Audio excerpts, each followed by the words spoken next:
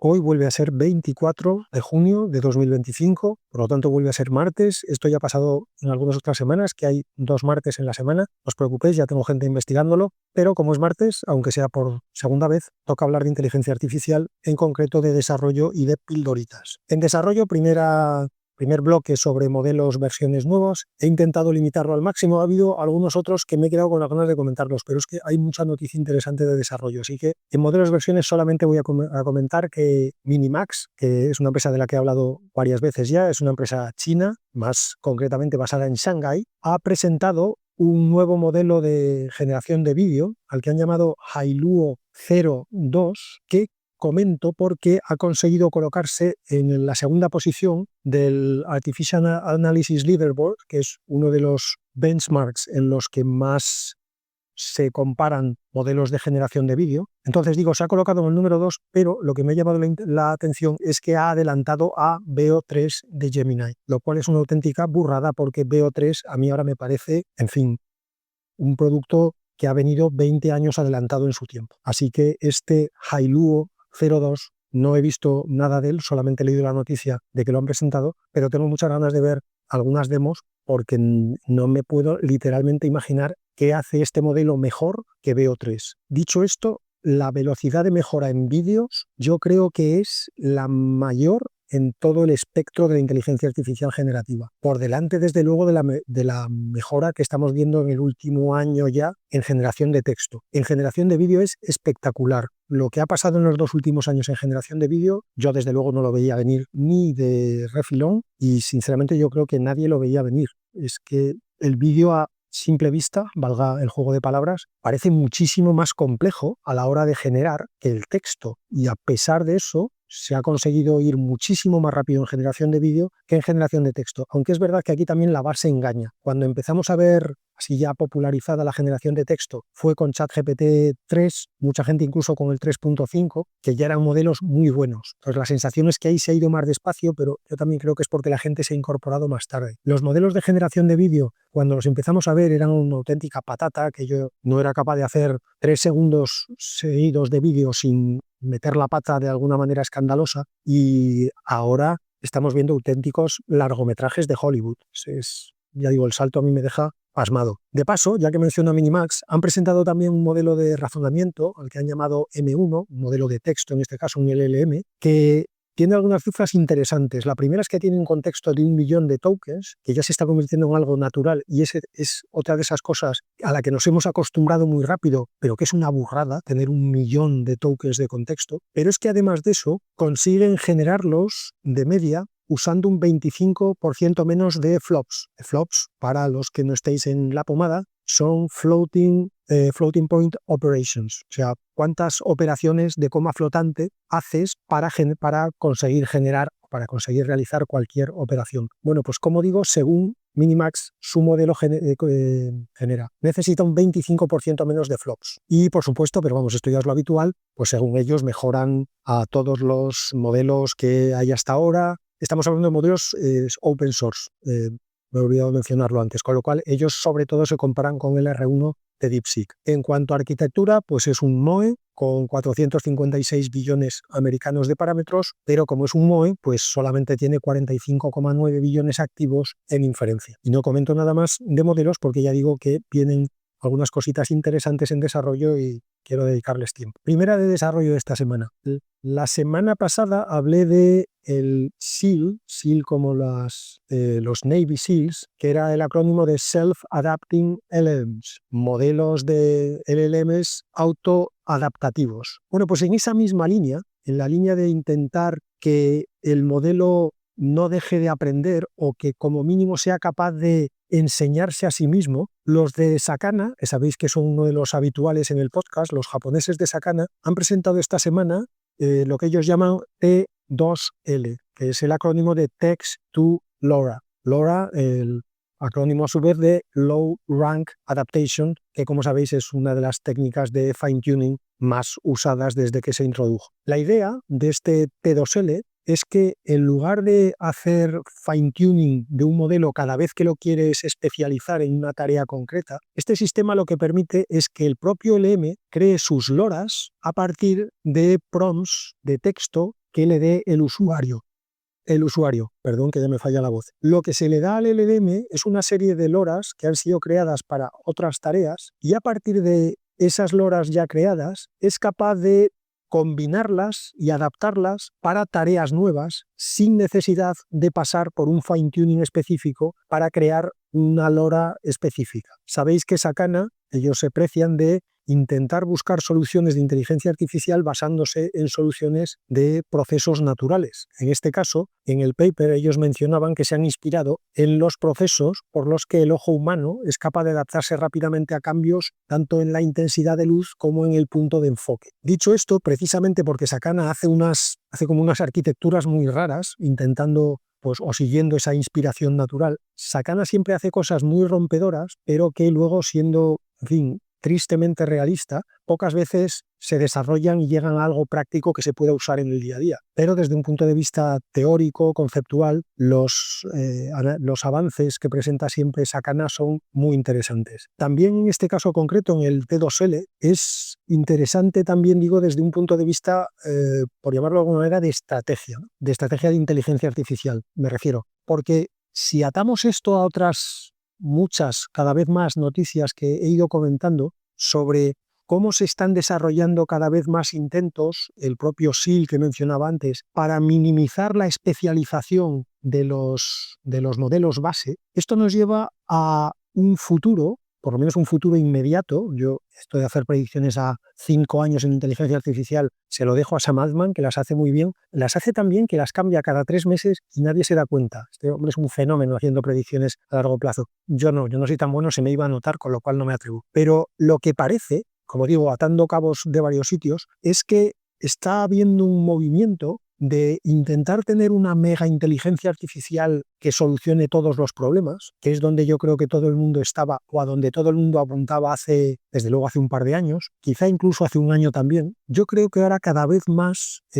fabricantes, por decirlo así, de inteligencia artificial, están pensando en que la solución, insisto, por lo menos a corto plazo, es especializar a la inteligencia artificial. En vez de tener una mega inteligencia artificial que te solucione 20 problemas, es tener 20 inteligencias artificiales especializadas cada una en el tipo de problemas que tiene. Claro, con esa visión necesitas tener procesos de especialización, procesos de fine-tuning, mucho más rápidos y mucho más baratos que el fine-tuning convencional, que el SFT, porque eso es algo que no se pueden permitir más que 4 o 5. Así que, como digo, atando una cosa con otra, tengo la sensación de que hay un movimiento que vamos a ir viendo cada vez más en esa dirección. Especializar a las inteligencias artificiales en lugar de seguir persiguiendo esa superinteligencia artificial que solucione todos los problemas a la vez. Que no digo que se abandone ese camino, lo que creo es que empieza a haber ya cierta presión por monetizar esto, por generar ingresos y sobre todo beneficio, y a corto plazo yo creo que todo el mundo se ha dado cuenta de que esa superinteligencia artificial a día de hoy tiene pinta de que no va a llegar en 6 meses, ni probablemente en 12, ni a lo mejor en 24, y mientras tanto hay que pagar la factura de la luz y el pobre Jeff Bezos tiene que pagarse la boda, que el chaval se aprieta el cinturón y solo se ha gastado 20 millones de euros, pero ¿qué menos? Bueno, pues esos 20 millones de euros de algún sitio tendrán que salir, amigos. Otra interesante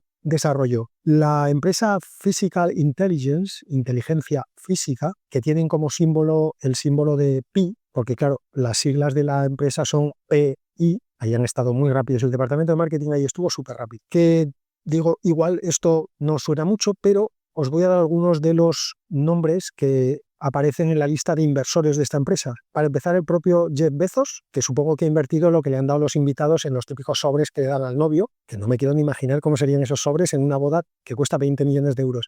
Estoy un poco fijado con la boda de Jeff Bezos, pero es que me llegó al alma cuando leí la cifra. También está invirtiendo en Physical Intelligence OpenAI y, por ejemplo, en el lado de capital riesgo está Sequoia Capital, que es uno de los grandes. Así que, como veis, la empresa debe de pintar bien, la de Physical Intelligence, porque le han puesto pasta los auténticos campeones del sector. Bien, pues una vez situados estos de Physical Intelligence, que por cierto creo que ya hablé de ellos, lo que pasa es que hace mucho tiempo, cuando presentaron su primer modelo, que se llamaba PI, como la empresa PI0. Lo que han presentado ahora es lo que ellos llaman Real Time Chunking, por decirlo así, troceado en tiempo real, lo vamos a abreviar como RTC. Un pequeño paso atrás para recordar algunos conceptos antes de entrar en qué es esto del Real Time Chunking. En robótica, porque esto es de Physical Intelligence, como ya se puede intuir por su nombre, por lo de physical, desarrollan sobre todo inteligencia artificial para robots. Pues en robótica, digo, la velocidad de acción es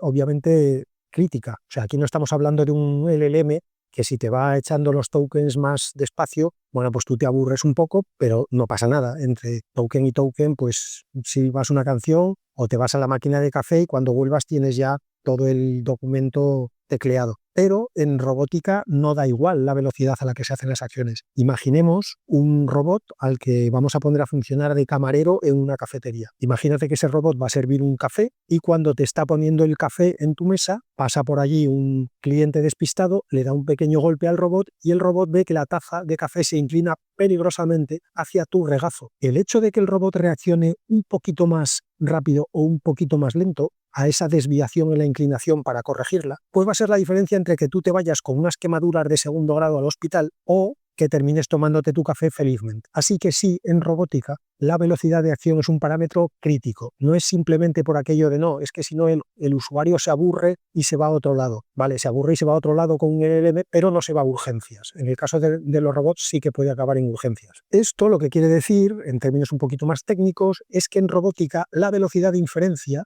es un parámetro crítico. Tienes que tener una velocidad de inferencia muy rápida. Obviamente nunca va a ser inmediata, siempre va a haber una latencia, pero tienes que intentar minimizar esa latencia al máximo. Y además, como en la mayoría de los casos vas a tener que conectar el sistema que lleve el robot integrado con servidores externos, sobre todo para tareas que requieran mucha capacidad de procesamiento, vas a tener también ahí que tener en cuenta la latencia de la conexión con los servidores, con lo cual el problema se agrava. Eso quiere decir que no es un problema trivial lo de reducir la latencia, ni mucho menos. Una solución a esto, al problema de la latencia, sobre todo cuando usa servidores externos, es trabajar con modelos. Los modelos, por cierto, que se suelen usar en robótica se llaman VLA, Vision Language Action, es decir, son modelos que tienen como input lo que ven y las instrucciones que escuchan, Vision Language, y tienen como output acciones, la action del final. Bueno, pues lo que se suele hacer, o una de las soluciones, es utilizar VLAs asíncronos, separar el proceso de pensar, por decirlo así, del proceso de ejecutar las acciones. Vamos a llamarlo el pensador. Vamos a hablar de que hay un modelo pensador y un modelo ejecutor. El pensador lo que hace es generar outputs con varias acciones ya consecutivas. No genera las acciones de una en una, sino que le pasa al ejecutor, pues por ejemplo, 50 acciones seguidas. Ese bloque de 50 acciones es lo que convencionalmente se llama un chunk, un trozo, un bloque, un pedazo. Con eso lo que se consigue es que como al ejecutador le pasas de golpe un chunk de 50 acciones, el ejecutador puede realizar las 50 acciones sin depender de la latencia con los servidores externos. Y por lo tanto, solamente tienes que preocuparte de minimizar la latencia interna del propio robot y eso te permite ir muchísimo más rápido entre esas 50 acciones. Como durante el tiempo en el que el ejecutor realiza esas 50 acciones, el pensador, al que habíamos llamado pensador, ya ha sido capaz de generar el siguiente chunk, lo único que hay que preocuparse es de cómo enlazar esos dos chunks por ejemplo, decíamos, porque además es lo que utilizan en Physical Intelligence, esos chunks de 50 acciones. Y esto que he dicho así como, bueno, esto es un problemilla, pues no es un problemilla, vuelve a ser otro problema de cierta enjundia. Porque lo que puede haber pasado es que si el pensador le pasa al ejecutor un chunk de 50 acciones y mientras el ejecutor va haciendo esas 50 acciones, el pensador genera el siguiente chunk de 50 acciones, puede haber pasado que en ese tiempo el entorno haya cambiado. Pues lo que hablábamos antes, imaginemos en ese cliente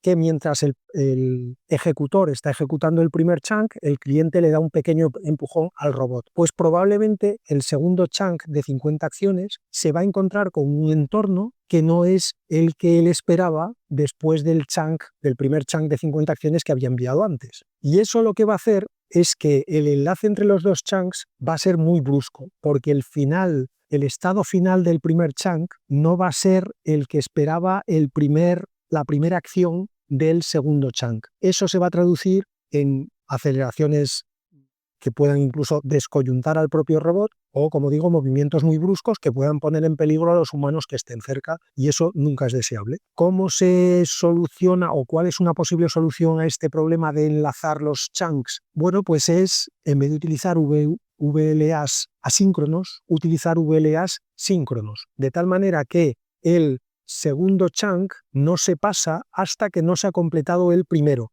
y se hace como una especie de mini análisis del entorno. Esto elimina el problema de que haya saltos bruscos entre el primer chunk y el segundo, porque cuando se empiece el segundo chunk, el robot va a estar en un estado de reposo deliberadamente, es decir, vamos a esperar un poquito a que el robot esté en reposo para evitar movimientos bruscos, pero eso trae otro problema, y es que esas paraditas hacen que el movimiento general del robot sea poco natural, porque vamos a ir viendo cómo se mueve como a tirones de 50 acciones, y por otro lado también puede pasar que en un chunk el último movimiento deje al robot en un estado inestable y que por lo tanto pueda poner otra vez en peligro a seres humanos que estén alrededor. Muy bien, pues hecho toda esta descripción del contexto en el que viene este sistema que ha presentado Physical Intelligence, este RTC, recuerdo, Real Time Chunking, que ellos proponen, es un algoritmo que soluciona precisamente el problema de los asíncronos, el problema de cómo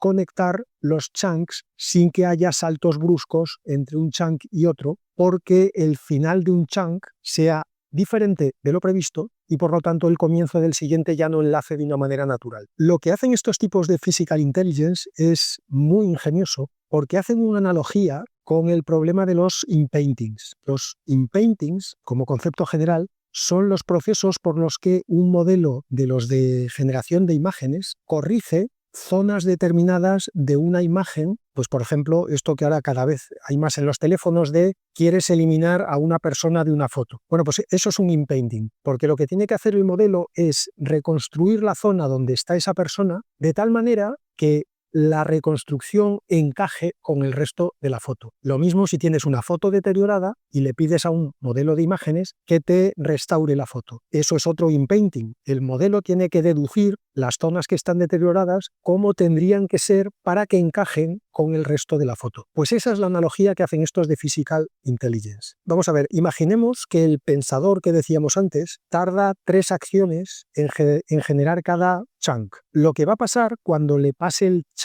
ese chunk que está preparando al ejecutador, es que, por definición, esas 3 primeras acciones ya no valdrán porque el tiempo de esas 3 acciones ya ha pasado. Es decir, esas 3 acciones ya no se pueden tomar porque el tiempo ya ha avanzado a 3 posiciones. Así que este algoritmo de RTC lo primero que hace es sustituir directamente las 3 primeras acciones de un chunk por las 3 últimas del chunk anterior. Y después de eso, crean un sistema al que ellos llaman atención parcial, no porque tenga nada que ver con el sistema de atención de los Transformers, lo han llamado así porque les habrá gustado el nombre, que lo que hace es coger, por ejemplo, las siguientes 3 acciones y hacerles un inpainting, es decir, buscar la manera de que las 3 primeras acciones que ahora han sido sustituidas por las 3 últimas del chunk anterior encajen con las acciones que vienen a partir de la sexta y que esas sí van a ser las originales creadas por el pensador. Así que lo que tienes es en cada chunk una primera parte que son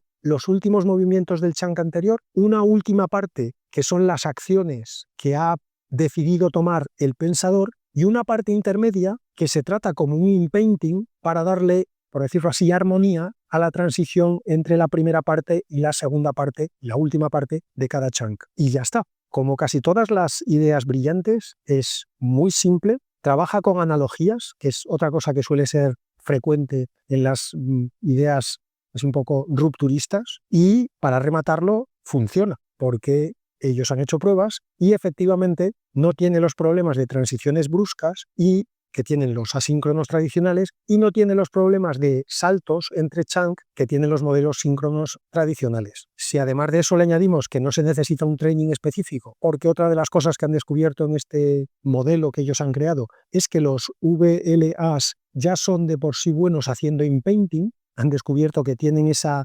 capacidad sin necesidad de ser entrenados, pues tenemos un modelo, tenemos una idea original, yo diría que muy buena, brillante, simple, que funciona y que además no requiere training adicional, con lo cual no requiere extra coste. Como decía aquel, no te digo que me lo iguales, no te digo que me lo mejores, igualamelo. Y termino el desarrollo con un artículo que me he leído esta semana y tirando de él he ido saltando de uno a otro porque ya hacía tiempo que tenía ganas de entender mejor qué narices es exactamente, o por lo menos conceptualmente, el GRPO, el sistema de Reinforcement Learning que presentaron los de DeepSeek y que en su momento revolucionó el mundo del Reinforcement Learning, y que como cada semana salen tantas cosas, pues he tenido que ir posponiendo semana tras semana y mes tras mes el meterme un poquito más a fondo en él. Y esta semana por fin lo he conseguido, el poder dedicarle un poquito más de atención, y os voy a compartir con vosotros lo que he aprendido sobre el GRPO. Primero, un recordatorio también. Bueno, para empezar, a mí el Reinforcement Learning me parece, dentro del amplísimo campo de la inteligencia artificial, el subcampo más interesante. Esto tiene que ver también con otros rollos míos sobre modelos físicos de la realidad, pero realmente ya desde hace décadas el Reinforcement Learning me ha parecido especialmente interesante porque yo tengo no voy a decir la intuición, porque no es solamente una intuición y porque hay mucha más gente que esto lo ha desarrollado de una manera mucho más formal, pero yo creo que el Reinforcement Learning es la clave a cualquier gran avance de la inteligencia artificial. Ya lo fue en su día con el AlphaGo, que fundamentalmente lo que consiguió es un muy buen modelo de Reinforcement Learning, y yo creo, bueno, el caso de DeepSeek hace poco también lo fue, y yo creo que en general el gran descubrimiento pendiente, si quieres, que nos falta, o uno de los que nos faltan desde luego, es dentro del campo del Reinforcement Learning. Ya digo, yo tengo un interés especial por esto desde hace ya décadas. Dicho esto, descripción general de un modelo básico de Reinforcement Learning. Tienes 3 parámetros con los que trabajar. Por un lado está la función de recompensa. Y voy a hacer siempre lo de en español y en inglés, porque como todo lo que leáis sobre esto va a estar en inglés, mejor que os acostumbréis a la jerga. Reward function. Eso es directamente la recompensa que tú le das a la gente, al modelo, al sistema, como lo queráis llamar, cada vez que ejecuta una acción. Por simplificarlo, si la acción lo acerca al objetivo, le das una recompensa positiva, y si la acción lo aleja del objetivo, le das una recompensa negativa. Segundo parámetro, value, el valor. Normalmente el valor también asociado a las acciones, pero en este caso nos vamos a centrar en el valor que tiene un estado. Cada vez que el modelo toma una acción, el modelo se queda en un determinado estado. Ese estado, per se, estará más cerca o más lejos de alcanzar el objetivo final. Imaginaos el ejemplo típico que es resolver un laberinto. Pues tú, en función de en qué sitio estés del laberinto, por el mero hecho de estar en un sitio o en otro, estarás más cerca o más lejos de llegar a la salida del laberinto. Esos estados, por lo tanto, tienen un valor asociado independientemente de la acción que vaya a tomar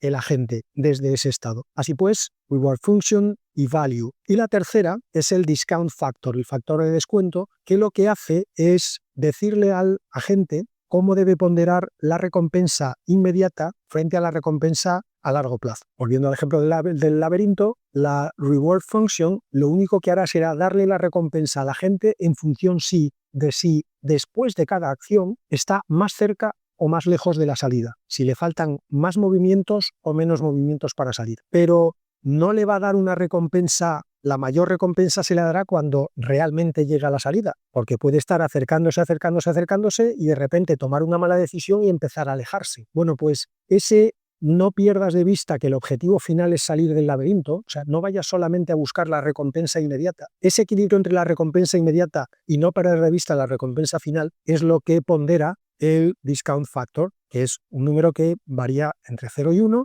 0 quiere decir ten en cuenta solamente la recompensa inmediata, y en 1 quiere decir ten igual de en cuenta la recompensa inmediata que la recompensa final. Entonces, con estos conceptos vamos a un LLM. ¿Cómo le haces un modelo de recompensa, un sistema de recompensa de Reinforcement Learning a un LLM? Pues conceptualmente es simple. Tú lo que tienes que hacer es esperar a que el LLM genere, anda que estoy hoy fino, genere la respuesta a una pregunta. Si la respuesta es correcta, le das una recompensa positiva. Si es incorrecta, le das una recompensa negativa. Teniendo en cuenta que esa recompensa debería tener en cuenta el valor del estado en el que estaba el LLM. Dicho de otra manera, deberías darle una recompensa mayor a una pregunta muy difícil y una recompensa más pequeña a una pregunta más fácil. Es decir, el punto de partida importa. La manera de ejecutar esto, tradicionalmente la que se había popularizado más, era la famosa PPO, la Proximal Policy Optimization, que lo que hacía era,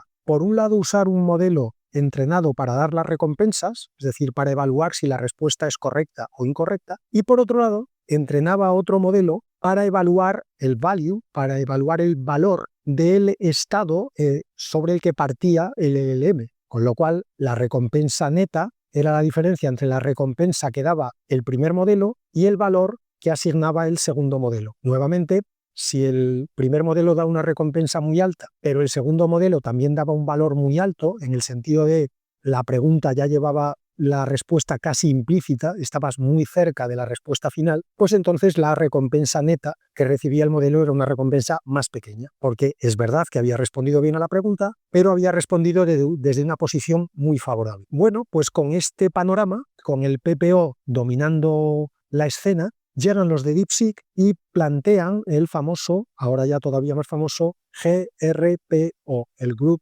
Relative Policy Optimization, que lo que hace, nuevamente, como todas las ideas brillantes, es tomar un camino más simple. Nuevamente, ya sabéis que yo soy sutoniano del séptimo día. Otro de los aprendizajes de la Virtual Lesson suele ser: no te compliques la vida, tú simplemente dale recursos al modelo. ¿Qué hace la GRPO? Pues lo que hace es, primero, decirle al modelo que para cada pregunta no genere solo una respuesta, que genere una batería de respuestas. Imaginaos que genera 10. Entonces, tú lo que vas a hacer es, le vas a asignar una recompensa a cada una de las 10 preguntas. Vamos a asumir que entre las 10 preguntas, además, las 10 respuestas, vamos a asumir que entre las 10 respuestas está la correcta. Con lo cual, ya tienes la recompensa que le vas a dar a la respuesta correcta, pero no tienes el valor del estado. ¿Qué es lo ingenioso del GRPO? Que lo que hace es asignar como valor del estado la media de la recompensa que le das a las 10 respuestas. Es decir, si la media de la recompensa de las 10 respuestas es alta, eso quiere decir que la respuesta era facilita, con lo cual el valor del estado era más alto. Si la media de la recompensa de las 10 preguntas es baja, si está la respuesta correcta, pero las otras no se acercan a la respuesta correcta, probablemente fuera porque la respuesta era complicada, por lo tanto el valor del estado era bajo y la recompensa neta es más alta. Con lo cual, primera mejora que proponía el GRPO, ya no necesitas entrenar a un modelo para que asigne valores de estado. Los valores de estado se calculan simplemente como la media de las recompensas de todas las respuestas. Y además de eso, para poner la guinda en el pastel, otra cosa que hicieron los de DeepSeek fue utilizar solamente para el Reinforcement Learning lo que se llaman las famosas Verifiable Rewards, es decir, utilizar preguntas con respuestas verificables y por lo tanto con recompensas verificables. Preguntas en las que solo hay una respuesta correcta y por lo tanto es muy fácil identificar cuál es la correcta de todas las que te produzca el LLM en esa batería de respuestas que le pides. Así que GRPO eliminaba la necesidad de entrenar a un modelo para que evalúe las respuestas y eliminaba la necesidad de entrenar a otro modelo para que asignara el valor del estado. Volviendo a los principios que os comentaba al principio, no necesitas un modelo que genere la reward function y no necesitas un modelo que genere el value del estado. De los dos parámetros que necesitabas, ahora los estás calculando implícitamente sin necesidad de modelos entrenados para asignarlos. Y con esta idea tan simple y tan bella, como casi todo lo simple, los amigos de DeepSeek, y ahora también entendemos por qué se decía, han conseguido hacer esto con una fracción del coste de lo que se utilizaba antes. Bueno, pues la fracción del coste viene de que efectivamente ellos no necesitaron entrenar un modelo de recompensa y no necesitaron entrenar un modelo de value. El proceso de Reinforcement Learning fue, como ellos decían, pure Reinforcement Learning puro, porque no se necesita ninguna herramienta externa. El aprendizaje lo realiza el propio sistema con parámetros, por decirlo así, generados por ese mismo sistema, sin necesidad de correctores o de controladores externos. Y vamos ya con las pildoritas. La semana pasada creo que fue que mencioné que Meta se había asociado con Oakley para hacer, ya tenía un acuerdo con Ray-Ban y que tenía ahora un acuerdo con Oakley para hacer sus gafas de realidad virtual aumentada, inteligente, como lo queramos llamar. Por cierto, las de Oakley ya se han presentado esta semana. Pues además de eso, Meta también ha anunciado que tiene otro acuerdo con Prada para desarrollar otro modelo de gafas de inteligencia artificial. Claramente Meta, no sé si las gafas le funcionarán o no, pero que ellos creen que esta es una de sus apuestas principales de negocio está cada vez más claro. Segunda pildorita, los de Expressive escrito como si fuera Express, pero la primera X una S y al final un if, como un sí condicional, que igual os suena el nombre porque esta es la empresa que popularizó el famoso chip ESP32, que todos los que seáis aficionados a Home Assistant y cosas similares estaréis hartos de cacharrear con él. Bueno, pues estos mismos, Expressive, han presentado un microcontrolador que es capaz de ejecutar dentro del microcontrolador modelos de difusión, obviamente optimizados para el propio microcontrolador, pero es capaz de ejecutarlos dentro del chip. No lleva un sistema de comunicación para ejecutar uno remoto. No. El modelo va dentro del propio microcontrolador. El cacharrito tiene 8 megas de RAM solamente y consume menos de 1 vatio de potencia. Y en la presentación que han hecho han conseguido instalarle un modelo de un asistente de voz y un sistema de reconocimientos de gestos. Obviamente mucho más simples y mucho más espartanos, no estoy pensando en ChatGPT metido en 8 megas de RAM, pero han conseguido hacerlo con un sistema, como digo, muy básico y el BOM, el Bill of Materials, la lista de componentes para fabricar este microcontrolador cuesta menos de $1. Ya sabéis que yo soy muy fan de todo lo que sea, por un lado, avanzar en los punta de lanza, por otro lado, en abaratar y popularizar el hardware para que esto algún día se pueda utilizar, pues como hoy utilizamos las CPUs, que es literalmente en cualquier sitio. Tercera pildorita, he hablado alguna vez aquí de los BCIs, de los Brain Computer Interfaces, los interfaces cerebro-ordenador. Aquí hay que reconocerle al grupo X, al grupo de Elon Musk, digamos, que han sido aquí sí realmente los pioneros. Ellos ya han hecho, creo que habían hecho ya 2 implantes en pacientes reales. Este tipo de interfaces, para los que no estuvierais en su día escuchando el podcast, son unos implantes que te ponen literalmente en el cerebro, normalmente a personas con el cuerpo paralizado, y permiten que con el pensamiento ejecutes acciones en un ordenador. No moviendo los ojos o haciendo gestos, no, simplemente pensando. Tú piensas lo mismo que pensarías si tuvieras que llevar el ratón a la esquina del monitor y el ratón va a la esquina. Piensas lo que pensarías si quisieras picar encima de un menú para desplegarlo y el ratón va, pica encima del menú y lo despliega. Y con esto los pacientes a los que en su día aprobó la empresa esta, que ahora no me acuerdo cómo se llama, la filial del grupo este de Elon Musk, consiguieron que los pacientes manejaran un ordenador perfectamente. Obviamente más despacio de lo que se maneja si uno puede utilizar todo su cuerpo, pero uno de ellos, por ejemplo, que decía que le gustaba mucho el ajedrez, pues pudo empezar a jugar en línea con otra gente a ajedrez, moviendo las piezas, simplemente pensando en mover las piezas. Bueno, pues en Estados Unidos, además de la de Elon Musk, ya había otra empresa que había pedido permiso para hacer ensayos clínicos, pues ahora se une a estas dos, una empresa china que ya ha hecho su primer ensayo clínico y que en ese ensayo consiguieron que un paciente con tetraplegia controlara pues dispositivos electrónicos, como digo, simplemente con el pensamiento. Y anunciaron que querían poner en marcha, en una segunda fase, ensayos clínicos donde pudiera controlar un brazo robótico, no solamente dispositivos, digamos, estáticos, sino dispositivos también robóticos. Siguiente píldora, la menciono solo como píldora esta que voy a decir, porque no está 100% relacionada con la inteligencia artificial, aunque algo sí tiene que ver, porque si no la mencionaría. Pero digo, no la menciono en desarrollo, porque no es 100% inteligencia artificial. Se trata de un artículo que he leído sobre, en general, una reflexión sobre la arquitectura que tienen los microchips actuales, en concreto sobre las GPUs, y más en concreto todavía sobre por qué las GPUs y similares, las NPUs, las TPUs, según el autor del artículo, no van a ser la solución a medio plazo a las necesidades de computación que se van a ir presentando a medida que se siga desarrollando cada vez más la inteligencia artificial. Entonces, empiezo por decir que, ya digo que lo menciono aunque no sea 100% inteligencia artificial, aunque como veis está muy orientado a GPUs, NPUs, TPUs, pero es que a mí el tema de fabricación de chips me fascina. Me parece de lejos la cumbre del desarrollo de la civilización humana. Es la tarea más compleja que realizamos como especie, fabricar un microchip. Es más complejo que mandar cohetes a Marte, es más complejo, por supuesto, que cualquier chorrada que me digáis que ha hecho un laboratorio farmacéutico, sobre todo porque lo que hacen los laboratorios farmacéuticos se hace gracias a que pueden utilizar aparatos que llevan microchips dentro. Es increíblemente complejo el proceso de fabricación de un microchip, literalmente increíblemente complejo. Hasta que no lo ves, buscad, que hay un montón de vídeos y de artículos y de todo sobre cómo se fabrican los microchips. Es espectacular Entonces es un tema que también es una debilidad que tengo. Y me interesó este artículo precisamente porque yo ya llevaba un tiempo pensando que tenía la sensación como de que nos hemos conformado con las GPUs, ¿no? Entonces, mira tú por dónde nos vinieron bien las GPUs que Nvidia había hecho para pintar rápidamente polígonos en los videojuegos, pues resultó que eso nos venía muy bien para multiplicar matrices y como venían bien para multiplicar matrices, pues ya tenemos todo lo que necesitábamos. Y yo tenía la sensación de que tengo la sensación de hecho, de que nos hemos conformado demasiado pronto con las GPUs. De hecho, me produce entre gracia y tristeza cuando leo a los típicos analistas geopolíticos hablando de que la batalla de la inteligencia artificial será la batalla por las tierras raras, ¿no?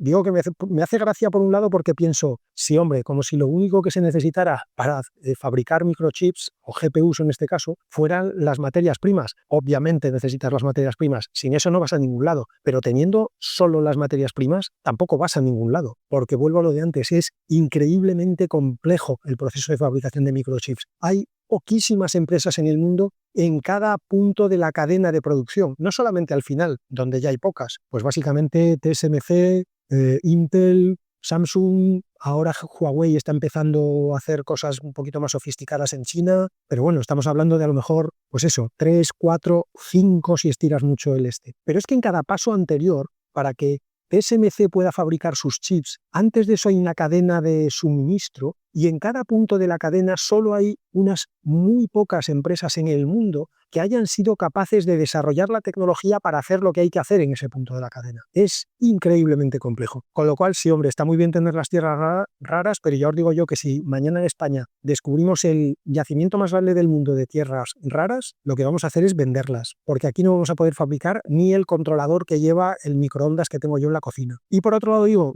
esto era la parte que me hacía gracia, y por otro lado vuelvo a lo de me produce cierta tristeza cuando veo que la única preocupación es conseguir materias primas para fabricar lo que ya tenemos. Y vuelvo a esa sensación de nos estamos conformando demasiado pronto, hombre. Las GPUs, Nvidia que empezó en el año 2000 o por ahí, y el CUDA lo hizo el Jensen Huang hacia el 2010, una cosa así. Estamos hablando de conceptualmente tecnología de hace entre 15 y 25 años. Que sí, que luego sonó la flauta y multiplica matrices, queda gloria verlo. Pero tengo la sensación de que, hombre, vamos a esforzarnos un poco más, ¿no? Entonces, hecha esa introducción, ¿qué dice interesante el artículo? Pues lo primero, establece esto, en eso comparto esa sensación de que las GPU son básicamente motores de multiplicación de matrices. Eso es lo que hace una GPU, multiplicar matrices. No estrictamente, hace más cosas, pero digamos, la GPU es muy buena haciendo una misma operación muchas veces. Y como multiplicar matrices tampoco es precisamente resolver ecuaciones diferenciales, es simplemente multiplicar y sumar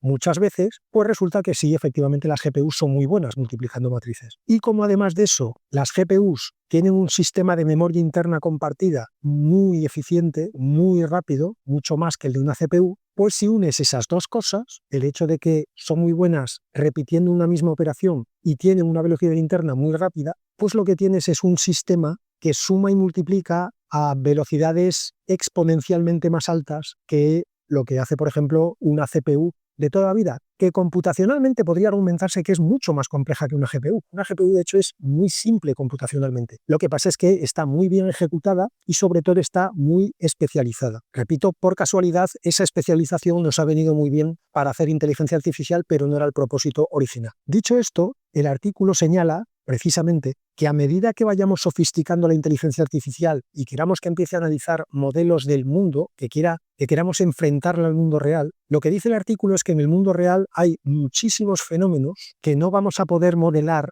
simplemente multiplicando matrices. Por ejemplo, él cita algunos en los que el modelado de esos fenómenos se requiere el uso de punteros. Un saludo desde aquí a todos los que seguimos pensando que C es la madre de todos los lenguajes y que todo el mundo debería aprender C antes de aprender ningún otro lenguaje. Y un saludo desde aquí, por supuesto, a Dennis Ritchie, siempre en nuestros corazones. Bueno, pues lo que dice el artículo es hay muchos modelos, muchos fenómenos reales que para modelarlos no vamos a poder asignar direcciones estáticas de memoria, sino que vamos a tener que trabajar con punteros, y con punteros de punteros, y con punteros de punteros de punteros. Y además de eso, en la realidad es muy frecuente que haya estocasticidad y que haya múltiples alternativas, es decir, que haya lo que en computación se llama branching, que tengas que considerar distintas ramas por las que puede evolucionar el fenómeno. Y estas dos características, el hecho de que no puedas asignar direcciones estáticas de memoria, sino que tengas que usar puntero, y el hecho de que haya branching,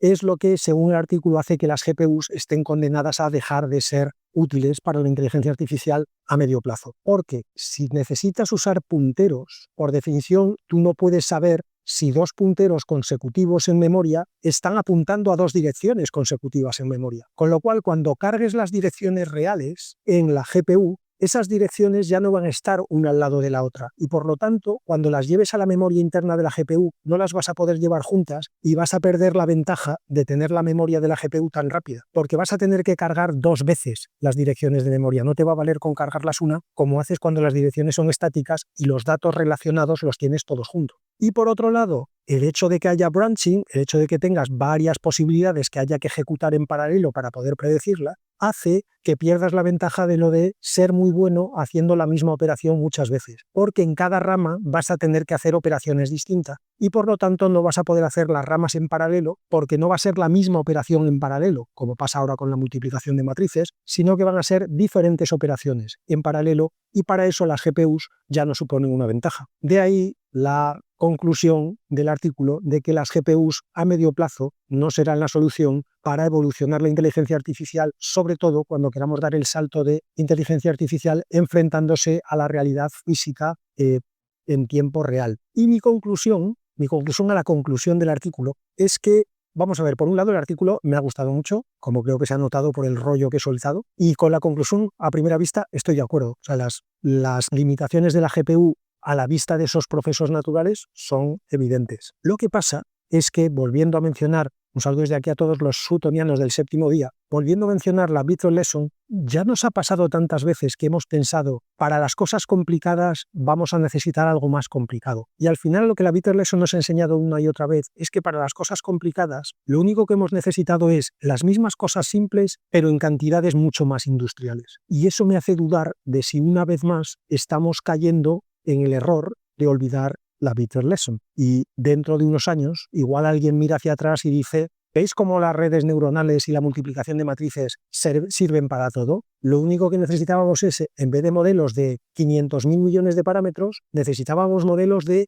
500 trillones de parámetros. Pero ya está, en cuanto hemos aumentado la escala, esto sigue funcionando. Porque es que ya hemos pasado por eso. Hace 5 años nadie pensaba que una red neuronal pudiera hablar o pudiera hacer películas. Y aquí estamos con ChatGPT y con Veo3. Entonces ya hemos metido la pata, y me incluyo, porque yo en varios momentos de mis andanzas por la inteligencia artificial he pensado, estamos atascados, este rollo, lo de las redes neuronales ya no da para más. Y ha seguido dando para más desde hace 20 años, entonces ya no sé qué pensar. Pero bueno, en cualquier caso, la reflexión es, como digo, muy interesante y vuelvo a lo de antes. Muy interesante sobre todo para los que piensan que el único problema que un país tiene para no desarrollar inteligencia artificial es no tener tierras raras. Ojalá, fíjate que son difíciles de encontrar las tierras raras, ojalá ese fuera el único problema que tuviéramos para que un país pudiera desarrollar sus propios sistemas de inteligencia artificial. Eso por otro lado, asumiendo que las tierras raras sigan siendo el material principal dentro de 5 o 10 años y que no pase que por el camino alguien descubra que el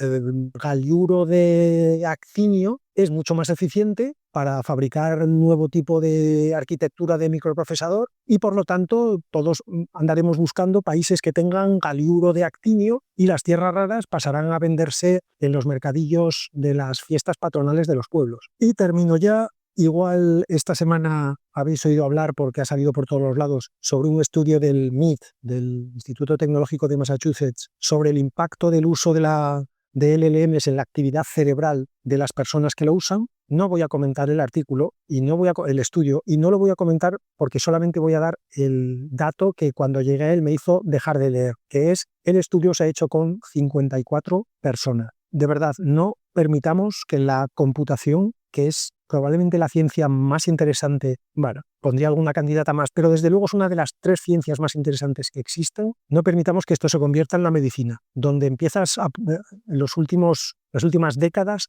yo por lo menos me he hartado de ver estudios que llaman anecdóticos y estudios observacionales donde se presentan conclusiones basadas en que un médico ha hecho una prueba con 35 pacientes, o con 86, o con 25 personas internadas en el hospital de Chicago que presenta un paper sobre las 25 personas ingresadas. Es literalmente de juzgado de guardia. El nivel tan bajo de estadística que hay entre mucha gente que publica estudios supuestamente científicos es peligroso, literalmente peligroso. Y en el caso de la medicina es peligroso para la salud de las personas, publicar estudios con unas bases tan ridículas. Así que no voy a comentar el estudio del MIT, porque cuando vi que eran 54 dejó de interesarme, porque para contar anécdotas podemos contar todos. No hace falta estar en el Instituto Tecnológico de Massachusetts para contar cómo son tus amigos o cómo son tus vecinos, que también igual son 54. Así que hasta ahí. Solamente voy a hacer palanca sobre esta última pildorita para deciros, aquí en el podcast no se lo he dicho alguna vez, pero una de las cosas que yo siempre digo, y es que si algún día por lo que sea el sistema educativo se viene abajo, le quitan la financiación y de repente a los que tengáis hijos os dicen la cosa está muy malita, a tu hijo solamente le vamos a poder enseñar una asignatura, solo una. Tienes que elegir la que tú quieras, pero solo una. Sin duda, elegid que les enseñen estadística, sin duda. Eso ha sido todo por hoy. Hasta el martes que viene.